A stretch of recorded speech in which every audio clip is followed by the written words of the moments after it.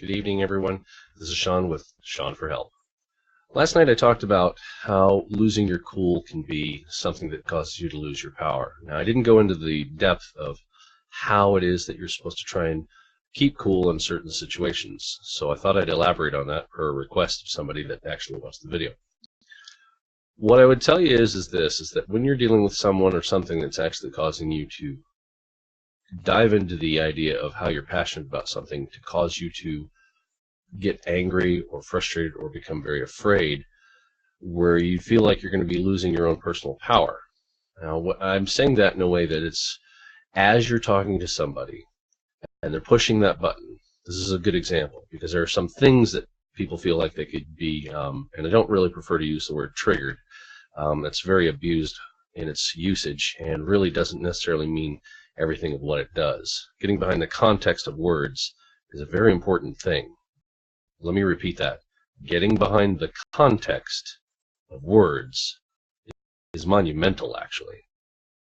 You'll lose a lot of things just in that alone.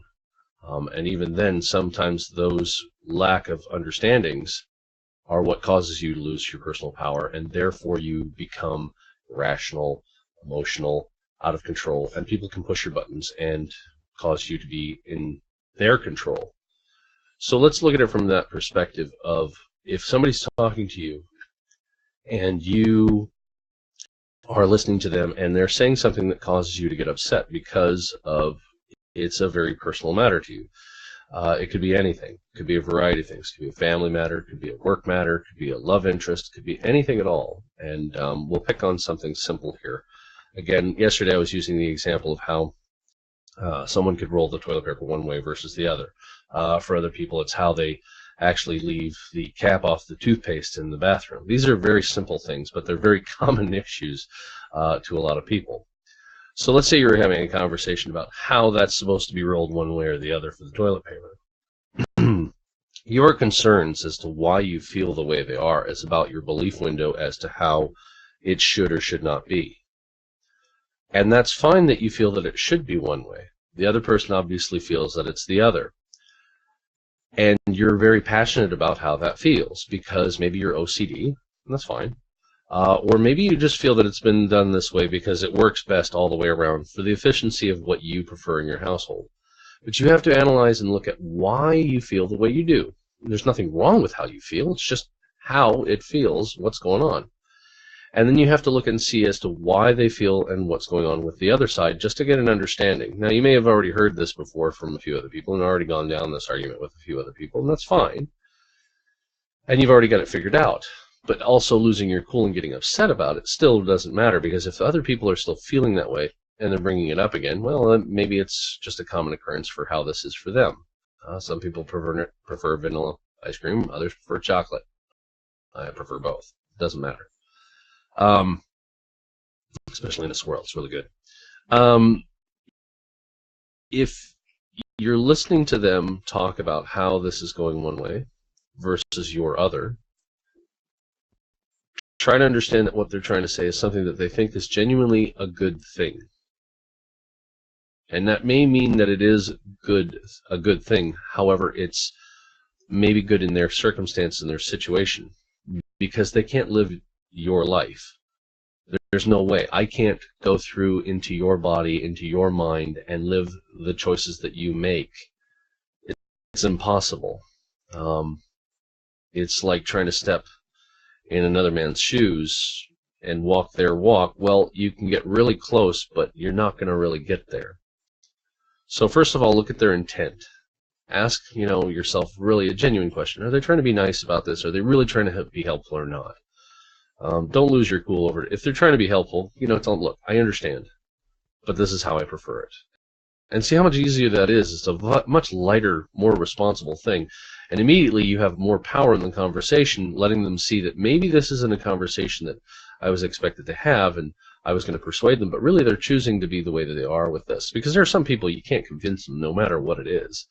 But then there are other people who may say, well, if you roll it the other way, let's say you roll it down the back towards the wall, there's an interesting argument I heard somebody say about that. that stated that, when cats come up or dogs come up and they want to paw at the thing and they roll it, if you have it the way that it rolls away from the wall out towards wherever, that they can roll it off the roll and the entire roll goes all the way onto the floor. Where the other way causes it to where no matter how many times they paw it, it's going to stay on the roll. Yeah, it's a little bit more inconvenient in some ways for some people, but they still have it on the roll. Again, this is for people who are looking at the fact of being efficient and keeping things from going to waste. So there's a lot of, you can see how the argument can go. And this is just a simple thing about toilet paper. We're not talking about the big issues where people can start arguing about abortion, same-sex marriage, war with, various different countries, the more complex, heavier-handed conversations that can happen. These are just very simple things, but those simple things can matter more over time when you deal with multitudes of them to be able to get to the bigger issues. Because if you can control yourself, you can handle the bigger issues. You don't have to necessarily say, oh, I need to have somebody elected to necessarily do this. I can put in my own voice now because I can say, this does not equate because I've looked at the facts for what they are and been able to present them. At one point in time, I was going to be getting into politics. I backed out of it because various things of life got in the way, etc. Unfortunately, my cat's playing with some plastic back here. She has a thing for the rims of plastic that go around like tubs of gummies and things like that. And we had some ice cream here recently that had one of those plastic rings. Well, that's her favorite play toy. So if you hear that back there, would you stop? Yes, you. She's an adorable little thing. She's a Russian blue. We adopted her from her mother, who was a street adoption. We found her mom outside. Her mother was hungry and had no place to go, so we brought her in and got her mom and her sister, because there was the two of them that were born. We found her mom when she was pregnant, and we kept her, but we adopted out her mom and her sister, and it was a good thing. It's a very good thing. We're that kind of family here, and I need a haircut bad. But so understand that if you have the ability to look at how people are saying things, just take a moment, detach, as I said yesterday, detach for yourself from your emotions, your passions. It's not very difficult to do. Just sit there and take a breath and go, okay, I know how I feel. Easily, I know how I feel about something. I'm going to take a step back and say that regardless of what it is, I'm going to throw, caution to the wind here, and I'm going to take a chance to listen to what they have to say. And then give it a fair shake to listen to what they're seeing through their eyes. They're trying to tell you what they see. And that's the big deal. They may not see what you see, and you're going to have to come back and say, I understand what you're saying. And some people may feel that this is a waste of time and then just want to cut to the chase and yell at somebody and whatever. Well, that doesn't necessarily work all the time either. Sometimes it's necessary because, especially in a command authority situation like the military.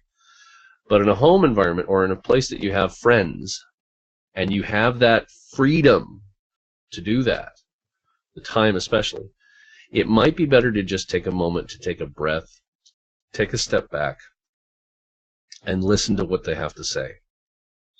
One of those moments could be so important, even in a small thing, that you could have salvaged a friendship that could have otherwise been thrown to the hazards of your emotional tirade. And that is a horrible thing. We need more love in the world. We need to find a way to do it within ourselves first. And this is how you do it. You have to take the time to first work with yourself. And so then when you allow other people, as I said yesterday, to push these buttons, and maybe they're doing it on purpose, and this is where, again, you show your personal power to stand up and say, hey, this is how this is, and this is why I'm doing this, and I don't need you to tell me otherwise. That may be a necessary thing when you notice that they are trying to push your buttons. Understand that is a very level of sincere personal power that you give away because you don't take the time to detach and allow your emotions to set aside. You could be fueled with a lot of anger inside. But if you don't take a moment to sit there and in righteous indignation come at it with a very firm hand that's very controlled, where you're telling them, I understand what you're saying. Give me a second here to think about this. You're telling me this. That's another tool, is you're telling me this. This is what I think you're saying to me. Is that correct? Learning these little tools. Another one is when you're talking and somebody tries to interrupt. A beautiful thing my mother taught me a long time ago, and I laugh about this because it's wonderful. As you're talking, if somebody interrupts, you consider, excuse me, I'm still speaking. And if they keep doing, excuse me, I am still speaking. When you're done, I am ready to continue talking, but until then, you can stop. And notice how the hand gesture comes up. This is a big deal. Stop. I am still speaking. It's a very powerful thing when you hold the conversation. At that point in time, you can stop, take a breath. As soon as that's done, that they've said, okay, I'm sorry. Okay. All right, what I was saying, and then you can continue on with your conversation. You don't have to give up all this power to somebody. These little things can give you so much more back. You can have an amazing conversation with somebody, and then they realize how strong you are, mostly within yourself, and they'll value you for that. Even your enemies will. They will look at you as that you are a respectable, responsible person, maybe formidable in your conversation technique. And you can have the power to actually come back and realize that I didn't have to get upset. Yeah, I'm fueled about it later on and maybe want to go, beat some stuffed animals or something like that. But you don't have to let go, and you don't have to lose it. You can keep yourself kind of contained. Go find something to do afterwards if you really got to get angry and upset and cry and all that. And I don't blame you if you do, because I understand that some things are pretty intense. But when it comes to the small things, just for starters, try that out. See what happens. See what we can do here for the next conversation, but I thought I'd revisit this. So this is going to be labeled episode 2A, so that way we kind of attach to the same one about losing your cool. Other than that, thank you very much for watching. If you like what you watch, please press like. If you'd like to continue hearing more about everything that I have to say, hit subscribe, hit the notification bell. Hopefully notifications still work.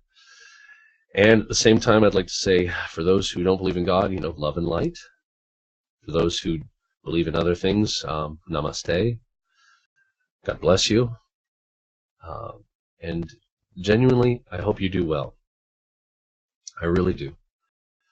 If you have anything you'd like to say, I look forward to reading your comments down below, and we'll catch you next time. Talk to you later.